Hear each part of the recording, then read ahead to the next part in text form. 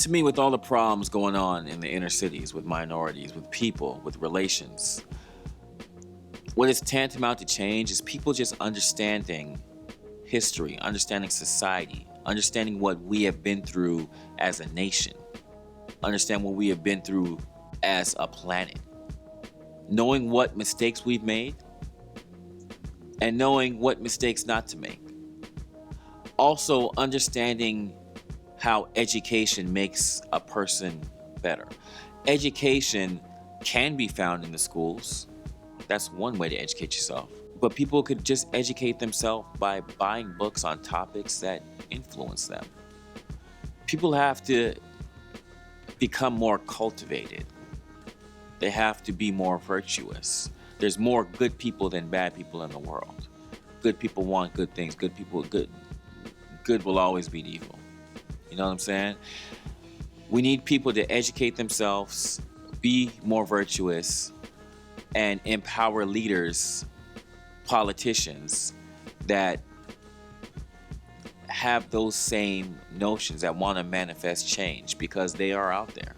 There's one solution that is tantamount to the evolution of, let's just say, minority cultures in America. And to me, the foundation of that is reading books and knowing history. When people say it's worse now than it used to be, I don't even want to respond. Because it's not worse now than, if people know their history, it's not worse now than it used to be. It's not where it needs to be, but it's not worse. It's a lot better than it was. People have to understand what people were doing decades ago. Just civil rights. People need to understand. Young people need to understand that. And need to know how far we as people have come, because it will show what should be and what could be and what will be in the future. So when people are educated, when they know their history, they know what mistakes not to repeat.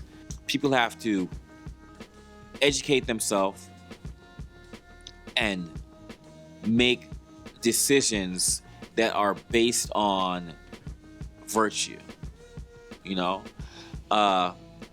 People will always be people. There will be good people, there will be bad people, but there are a lot more good people than there are bad people, you know? So when people live with virtue and the concept of virtue and just maintaining relationships, just being good people, being good citizens, educating themselves on culture, history, people could bond together to make